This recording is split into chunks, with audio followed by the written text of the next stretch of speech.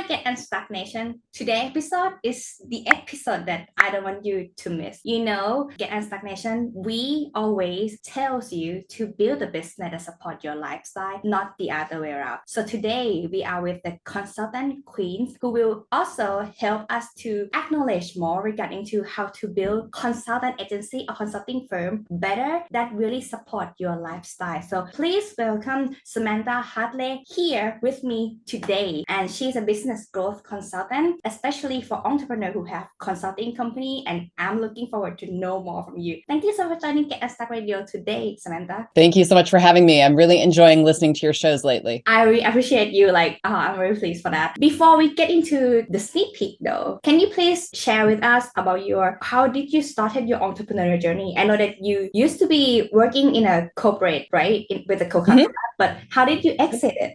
Well, I was in the field with the Coca-Cola company. I had a wonderful time. I was in, I mentioned to you that I visited Thailand several times. First I was based in Moscow, Russia for a few years, and then they brought me to Atlanta headquarters. And out of Atlanta, I traveled all over the world, but primarily in Asia. And I had a wonderful time with my visits, but I did not like corporate because I didn't feel like I could make an impact on the business. It was very political. Nowadays we would call it a toxic work environment. Meaning it was just competitive and not fun. And I say all that because my experience of corporate really influenced the work that I do today. So I really got burned out and left with nothing. I didn't have anything lined up. I was just like, I just have to get out of here. And so I took a year off. And then the people I had been working with, some of them had also left the company, and they started calling me saying, hey, would you maybe come and do some consulting for us? And I thought, well, why not?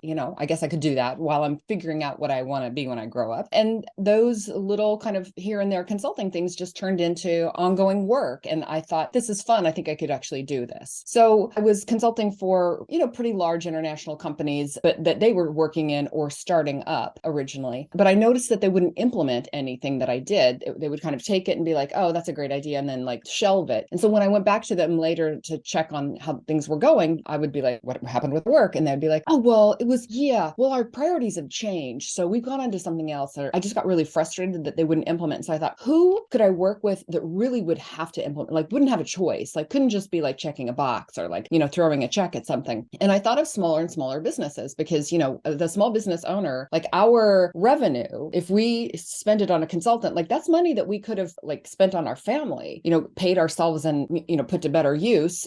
So it wasn't optional money. So I started working with smaller and smaller businesses. And that's when I started seeing really good results from my clients because they would implement because they had to implement. And then I found that, so working with people who it really mattered was one way to get it to implemented. And then the other was that I had been doing projects, which were kind of short term. In a short term, people, they get a quick result, but they don't necessarily get a lasting result because they don't know how to keep doing this. So it's a priority for a little while. And then when I would leave, they wouldn't continue doing something with it. And I wanted to see that happen. So I started to work longer and longer with them. And that's how I came up with this concept of transformational engagements, where we work with clients for at least a year so that we see through the transformation that could happen. And that kind of brings us up to today. And I work with entrepreneurs, mostly consulting businesses, on what I call transformational engagements, which is year or multiple years of work with them on big problems, big challenges that when those are solved, they make a transformation in the business. So in the case of my clients, they, hundreds of thousands of dollars in new revenues to the business. But my clients who work with corporations mostly, and also, medium-sized businesses, they see massive change, improved retention or, better policies and also increased revenues and savings and things like that. So I hear that you adjust your offer based on what your clients need at that time. I think this is so important. When I started the consulting business though, it's so hard to figure that out. What is the sweet spot of how long it would take this client? Maybe they are similar to the previously, the similar expectation though, but they're not in the same need, not in the same structure, not in the same organization. And I don't know how to evaluate that when I was just started. So how would you suggest to build the offer along with the client and also profitable? Yeah. Well, one of the things that I will talk to my clients about, they'll be like, well, I've done my profit check on this. And I'm like, you need to get a client first. First comes revenue. And then let's worry about profit. Like, let's get some revenue coming in the door. And when you've had enough revenue coming in, you learn how to make things profitable. I'm not suggesting that we sell things at a loss intentionally. I'm just suggesting like focus first on revenue and then we figure out how to make it profitable. Your question is a good one. I mean, trial and error is basically the short version of this, or work with somebody who can look at the work and who doesn't have to have the trial and error. That's another reason my clients come to me is they're like, well, I've been doing this and here's what I've got. And I'm like, well, I would have probably done that differently. Let me talk to you how to do that. But when I was doing it, I was like, you heard, I just got frustrated and thought I'm going to try something else. So the first time I did a transformational engagement where I said to the client, listen, we'll be done with the work within like 4 months, but I'm going to stay with you on call for a year and you can just bring me in. Like I could see kind of when the wheels fell off the train and like when they needed help. And also when they were like, we're too shy. And I'd be like, I'm going to check in and just kind of go in and they'd be like, well, we're kind of embarrassed, but things aren't going. And I could, help them put that together. So I think it's just kind of experience on the one hand, but on the other, I would say the more you do your work, the more you start to see, I think a lot of times we're embarrassed to kind of get in there and dig in with the clients, or we might embarrass them if we really dig in. And I think we have to have just higher intimacy relationships with our clients so that we can really see what's going on with them. And everybody's really honest of like, yeah, we don't know how to do that when you're gone. That's a very good point. But I also personally experienced when this is something I'm still experiencing until this day. And I will tell you how I'm handling it right now. You may have better option for me. So when you really like building them in and have established some honesty and very respectful relationship with your clients, it kind of takes you all the time, especially on the weekend. Like we have to say that, okay, this is not a business hour. And we just like politely say that we are doing other things to have the line, but also on the other hand, we also feel that, is that why they're hiring us to get like on call all the time? It's very funny, but this is so hard for consultants. Well, so you're talking about boundaries. Yeah. I mean, it's important for us to have good boundaries. And I think we can bond and we can still stay professional. And I think this is a piece that really starts up front. So one of the things I was just in a new client conversation the other day, and I said to her, the service that she's buying, she's like, I am on call for it. But on call means, you're busy and I'm busy. We all know that. So we can meet a lot, but I know that we can meet 3 times a week if that's what's needed, but people won't be able to implement that much. We meet and then they implement. And so it's like the parameters of my being on call are business hours. And I work 10 to 4, basically Monday through Friday. And I don't take client meetings on Mondays or Fridays. So there's already some boundaries around that. And I've told my clients, if you have an emergency situation, and emergency, I'm doing in air quotes, in consulting is, oh my gosh, I just got an upsetting email from a client, or I'm about to go into this meeting and they've just asked me to do this. And can you help me with this? Emergency isn't life or death. So most of my clients, an emergency means I could text them back during work hours, or like they can wait 24 hours or over the weekend for a response, because let's be honest, it's not like life or death. So clarifying what the boundaries are with your clients is really key up front. And then I think what you're saying is like when we create these high intimacy situations, people feel like maybe a little closer to kind of encroach on boundaries. And I think we just have to be firm about that. Like these are professional boundaries, and this is a trusting situation, but this is a trusting work and professional situation, which means work hours. Yeah, I totally agree. And I learned something about educate your clients these days. It's so important that like let them heads up whether you are in or out since the day one that they gonna join us. I would love to know how you onboard your client on the very first day. I think that also like put the right foot into the perfect client building, I believe. So could you please share that? It is such a fabulous question, because I think a lot of times people don't necessarily do this. Like they don't have a process for this. So I want to know in advance. I will have my clients fill out some information where they're just giving me like, how big is your email list and what have you tried before? Something like that, just so they have time to kind of be thoughtful and the breadth of their business. And also those are the kind of things that I'm going to want to skim, but I don't necessarily want to read that, because I like to use our meeting time for things that I don't want to have, plot summary. Like don't tell me all of this kind of stuff in the meeting. meeting. Let me read about this. And then in the meeting, let's dig into like what specifically is important. And, you know, I have a group coaching program, but the way I onboard my one-on-one clients is usually with a VIP day. And so what happens during this, we'll build up to it with some meetings if we can't get to an on-site one-on-one in-person immediately. So we'll have a few meetings that are just kind of like asking about what's up right now and like what are the things that are on your mind. But where I want to begin with onboarding is I want to hear a big picture about your business. So the way my VIP days work is that we fly into somewhere. I love to meet in wonderful locations like New York City or Chicago. I live on Martha's Vineyard, so I live in a beautiful place during the summertime. We'll come here. And then we have dinner the night before, during which we don't really talk about business at all. But what's wonderful is with a new person, it's a chance for us to just kind of like get used to each other, because even though if we've been talking on the phone for, let's say, 2 or 3 weeks, it's different than what happens in that evening, and you kind of get used to each other. And then the next morning we go, okay, so let's talk about big picture. And one of the expressions that I'll use is zoom out. And what's kind of funny is I love to be in beautiful locations for this, but I also like to be in places that have like a high rise with a view, because then you're up and you're like looking at it a view, and you kind of take that same energy to your business. It's like, okay, I'm pulling up and I'm looking out over my business. And then we spend the day with a flip chart, just talking about what's going on in their business. Now, I've done this with one set of my clients, Carrie and Kim. They own an IT consulting company. We met in New Orleans, which is a favorite place of theirs, in this wonderful hotel. And then on the flip chart, all of the things that they want to do in their business. And they brought to me 3 big questions. They said, I don't know if we're going to get through these. I was like, we're totally going to get through these. We got through these 3 big questions about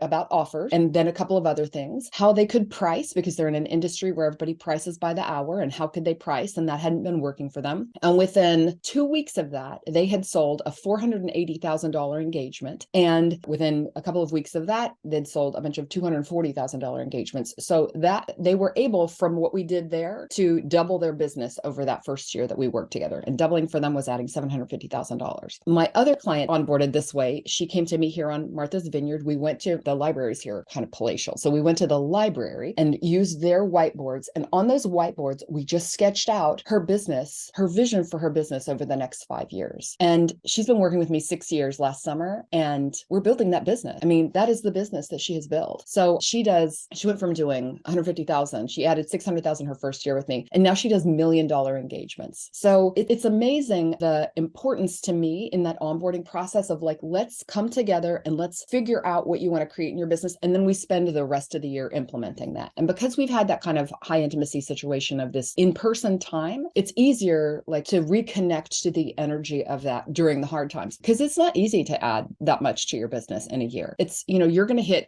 obstacles. Like there's crying during that year, believe me, but you know, the results speak for themselves. I love the reminding of hope and fear coming in one day with the emotion and the vision, and then just make it happen following up. Have you ever experienced any clients who are easy to change their mind? Like one day they're so perfect. I mean, as in understand what you suggest them to you to do or encourage them to do. However, they just change their mind the day after that they're not going to do it anymore or something.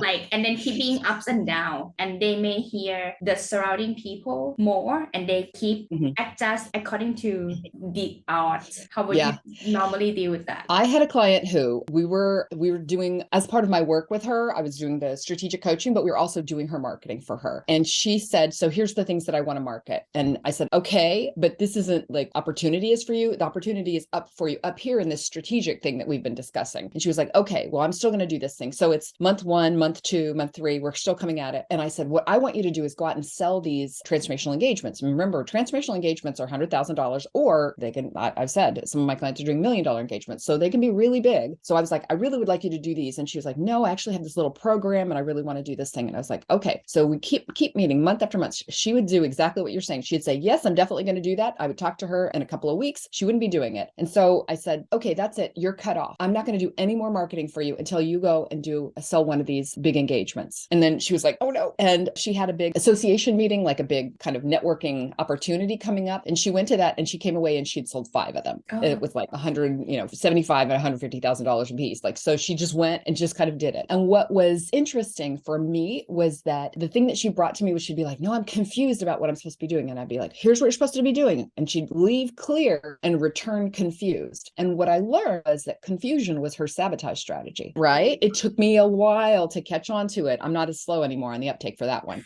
When somebody comes to you and they're like constantly like they leave clear and they return confused, and that is the pattern, you have to notice the pattern. And it's not going to be the same for everybody. It can be overwhelm, can be their sabotage strategy. The contrast between they leave like 1 minute, you can constantly get them to clarity and to action, but then they flip back into something else. That's when you realize what their sabotage strategy is. And so she taught me a lot in that. And eventually I didn't cut her off because I was trying to be mean. I cut her off because I knew that and I was cutting her off, but I knew that she had to be really challenged in that moment and held accountable to do something. And then she did it. Have you ever fired a client? Oh, yeah.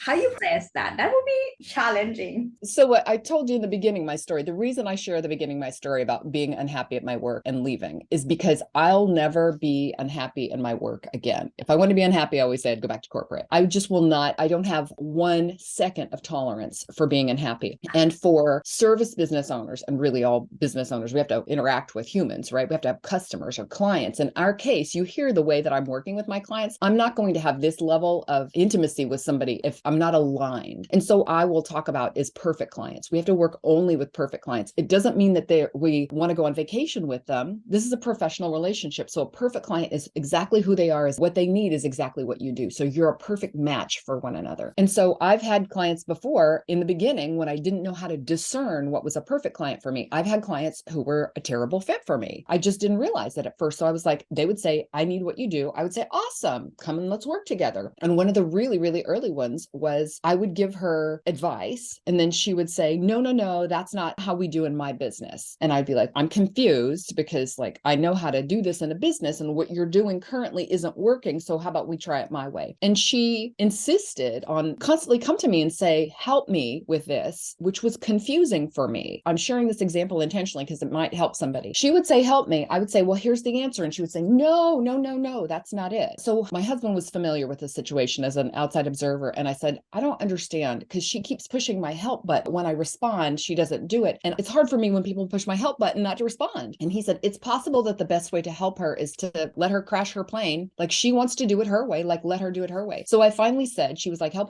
And I finally said, no, I'm not the one to help you. And I left. And I don't think that business succeeded. And sometimes that's how we learn, right? Don't we learn from failure? So I'm much faster. That I worked with that client for a few months, maybe 6 months before I learned that, but I'm much faster now. Bring somebody, if I onboard them, if we do our VIP day, if we have a wonderful time, and then they start doing something that is unethical, unaligned, they change their mind. Sometimes they're just like, I thought I wanted to be big and now I don't want to do it. I don't want to do it that way or whatever the conflict, I let them go. Life is too short for anything but joyful clients. So I'm like, have it be that we work on the problems of the business, not on the problem client. Wow. Yeah, that's what they hire us for, right? Yes. If you ever have trouble firing anyone, just say this. Hey, I've thought about it, Mutita, and I think upon reflection, I don't think we're the best fit for one another. And if they're like, but I paid you money, you can either refund their money, which can hurt. And listen, if you refund your money and that hurts you, you'll remember that lesson better in the future. So the next time somebody comes up, and this is a good thing to remember as well. When I talk to somebody and I feel like, oh, this is my perfect client, I think, who do they remind me of? And I'll think, well, let's see, who are they reminding me of? And if they remind me of some of my other perfect clients, then I feel like that's it. I had a meeting one time with a guy and I was like, I don't know, he's reminding me of somebody. Who is he reminding me of? And then I went, he's reminding me of that one guy I hated. And then I go, hey, I don't think I'm the right person to help you, but let me tell you about somebody I think would be great for you. And then you just refer them away. Yeah, easy peasy. You make it a partnership with that. You get commission. Okay, so that still works. Yeah, exactly. Why not? Onboarding, I'm talking, I'm like, who is this? I always tell my assistant, yeah, she's just sitting right there, but like, yeah, so funny. Yeah. Yep. So and now you'll know in the future, don't take them on. If they know. remind you of turkeys, like don't take them on. Yeah. Samantha told me. So right now it's in my radar.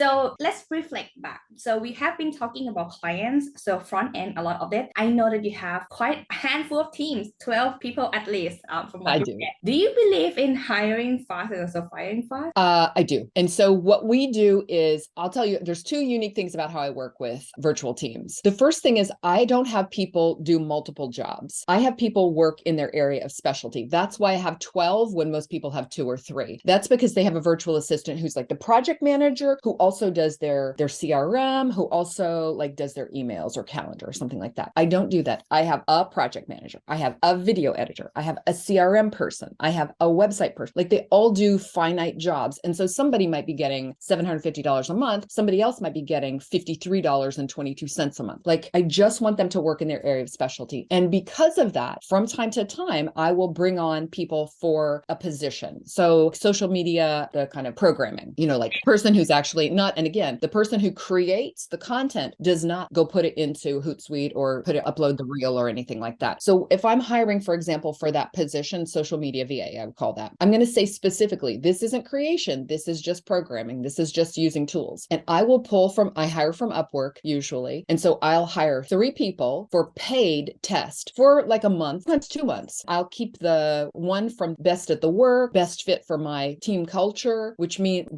I interact with everybody, but they work with my project manager. So they need to be able to kind of like follow tasks, punctual, and also the person who had like the most initiative, like, hey, I'm done and I'm asking for more work. My perfect people on my team, now I'm just going to disclaim, I'm not this kind of person. Perfect people on my team, they start a task when it's assigned. That's nuts to me. We assign a task, we give you 3 days to do it. People on my team, they finish it they start it immediately and finish it way before the deadline. I mean, that's amazing. I'm not that person. I've never been that kind of person. We build a team around ourselves who's like our complement. I was never the kind of person who started the homework assignment the day it was assigned. I'd start it either the day it was due or like a couple of days before it was due. That's not how my team is. So that's why I have a big team and a little holiday party a month ago. And I love having this big Zoom screen of these women. Most of us are US based. There's a couple in other countries. And I love seeing us and enjoying each other. Everybody is amazing at what they do. And I do have a fired slow story. Had somebody on my team who had been one of the kind of originals who just gradually her performance just went mer, mer, mer, mer, mer, mer, mer. And I hesitated. Other people would complain about her and I would say, well, let's not have her do that. And so I kind of isolated her work, but I should have fired her even before her work started to decline just because she wasn't all the things that I've just described, but I didn't.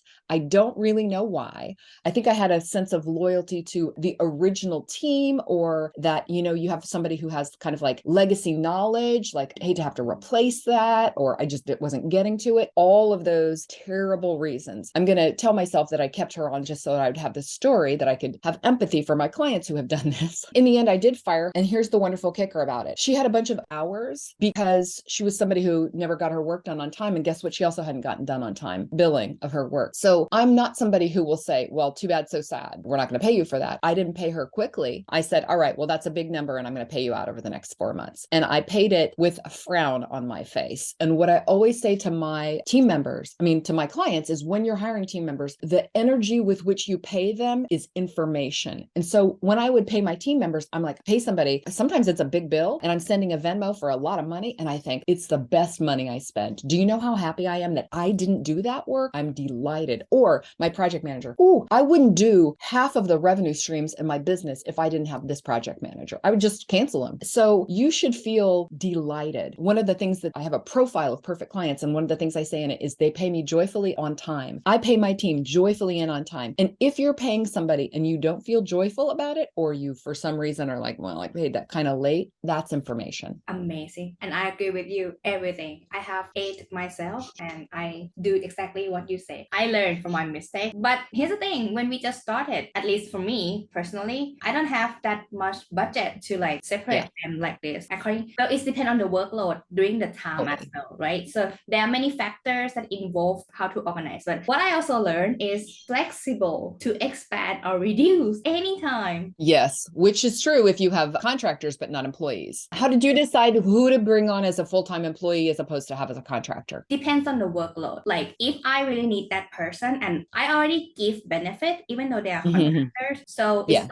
that different. It's just like how they're going to bound and the condition about firing them, just that. So that's the only reason I have. Yeah, the rest then pretty much get the same thing. That's I'm interesting. very fair. Yeah. One of the things that happens in the US, because taking on an employee is a big deal, and I will have clients who are women consultants who are like one person business. They may have like a virtual assistant or something like that, but they'll hire an employee and then they have this burden of like, oh my gosh, I have to be able to make payroll for that person. And I had some clients, they were small consultancy, there were 3 of them, and they had an employee who was full-time, and his payroll was always made. But sometimes I know they weren't taking their payroll or they weren't taking owner's draw. And to me, they had hired too early, and you shouldn't hire full time. If you have any risk, so I really discourage my clients from hiring full time if they're in that situation. You need to be so secure. You need to have paid yourself a salary out of the business consistently for a long time. You need to have enough cushion that you can really afford that employee. And one of the things, Machita, that I think is interesting is that women will tend to hire full time because they want that person to feel taken care of. I'm like, no, you need to be taken care of. You need to take care of yourself. It's okay for other people to be contractors. As you're saying, it's going to be harder to fire somebody when they're a full-time employee. It's going to be more devastating to them. So I like for my clients to hold on to contractors for as long as possible and really only hire a full-time employee when they feel a sense of security about like being able to afford that person, and that person, and I'm sure you teach this as well, and that person is going to like way out earn the revenue generated from that employee is going to be like really, really magnified. 100%. This is how I think. I also think that like my expenses, like the fixed expenses, shouldn't be over like 25% of like. Good for you. Yeah. So if I could keep that though, I'm happy, you know. Yeah. The rest would be reinvest. There will be more on top of the outsource and unexpected expenses, more training, etc. So my bottom line over there. So I wish we could do that here. I think a lot of them here are more like 35%. Yeah, most of them here are Thai. So the challenge from my side though, I need to find someone who can speak English. That would be the key. Yeah. So there you go. Yeah, this is something that I learned new. So I'm just very honest with you, but this is so much fun. I have cleared the whole team and rehired some of them, or finding a new person coming in and finding new job, like first jobber even. I find that having first jobber and teach them from start actually great because they are like open to learn. But these day kids though, they don't have the patience like my time or like who like before me. So this is the challenge. Like the talent acquisition is the real pain. Like that's because people are hard. People are hard, whether they're clients or whether they're team members. Like you're working with a human, and a human is like multifaceted and multidimensional. Yeah, people are hard. I agree with you. I think, you know, it's part of going back to my contractor I had trouble firing story. My hope was, it wasn't that I didn't want to be wrong. It was that so many other people from that generation that I had hired, and I mean that generation meaning that I had hired then, like my team members have been with me for, I mean, the longest one has been over 10 years. And, you know, time flies. Another one has been like, gosh, that one too, 8 years. Like they've been with me a really long time. And so what I love is that kind of like institutional knowledge when it's working for you and when it's going well. But I also, you know, I hear you on the like, just fire everybody and start over. Because sometimes there are, as I told you with this, bringing in someone new to, and just testing VAs, I just do that from time to time just to kind of see what's out there. Like, is my person here the very best person that I have? We haven't done this quite yet, but I can see that there are some people who might age out in terms of their rate might end up being too high for me to sustainably hold on to them. So I'm like, I'd love to hang on to you, but we're going to tap out at $50 an hour, for example, for someone, or 35 for someone else, depending on what those jobs are. So I'll be able to do this and this many hours. I'm not going to be able to go above that. And if people need to leave, like I understand, I don't want to keep anybody, prevent them from something that they can do. But as you're saying, like we have to look at profitability. And so I won't be able to hang on to everybody. And, you know, we'll see what happens. This is something very important that I see. I also noticed what you say. You mentioned earlier about if you don't feel joined at any moment working with the clients, you know that this is a red flag. Same as the team members. This is something that I also always speak with them. Are you still happy working with us, or you're not happy anymore? Because I'm not gonna pull them here. Like, to be very fair, I think life is too short. It's for real. Like we can discuss what is your next option would be and how can you help us find a new person in case we need you or we need your skill. Yeah, I think it's fairness in the industry that not many people really speak to your team like this that much, because they tends to work like a boss and like subordinate somehow. And I don't really like that, because I prefer to use OKR rather than KPI, to be fair. 100%. And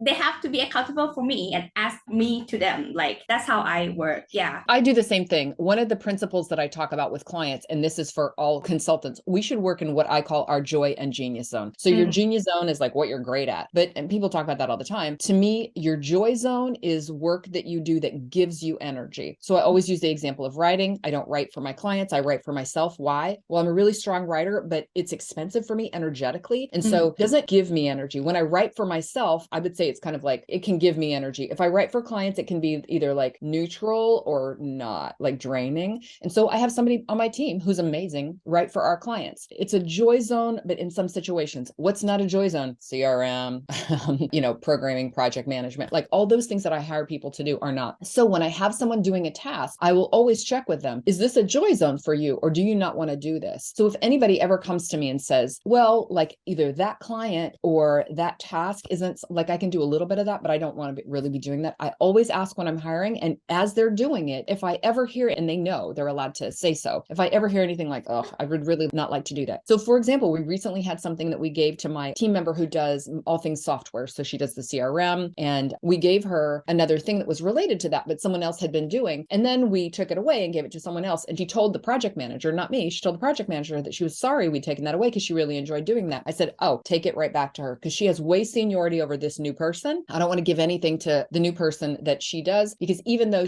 her hourly rate is a little bit more, she's super fast. And so I would rather have her doing it in her block of hours that she's working for me. And that's, to me, is key. I want everybody, again, to me, the company culture is aligned with what I want my clients' culture to be. Like, we should work in our joy and genius zone. I pay people joyfully and on time. To me, it's like a 360-degree ecosystem. I don't want there to be any places where it's like, I don't pay my people, or I let people do work they hate. It just wouldn't be congruent. 100%. I'm with you all the way. I don't have time to like figure things out like that anymore. Like, it's too much. I already over it. So this is so much fun. Like, I believe that anyone who's still here should have a lot of light bulb on your hand, because I do. So comment down below if you have one. So Samantha, in case anyone want to follow your work, learn more about your knowledge, where can they find you though? I'm everywhere. I have a podcast too. I have a podcast called Profitable Joyful Consulting, which is what I love talking about, being profitable and joyful, as you've heard, and consulting. But a good place is, I have a free gift that talks about how my clients get six-figure engagements. So it's called Six Figure Clients with the numeral 6 at the start. So sixfigureclients.com, and everyone can track me down on LinkedIn and places like that. And I would love to connect with anyone who's listening, because I love these topics. I love taking care of our people. I love helping. I love that my business employs people, whether part-time or full-time. I love that we're able to help other people like find meaning and joy in their work. Amazing. Thank you so much for sharing your story and knowledge today to Get Unstuck Radio. And yeah, we are so honored to have you today. It's been a wonderful conversation. I really appreciate you, Mutita.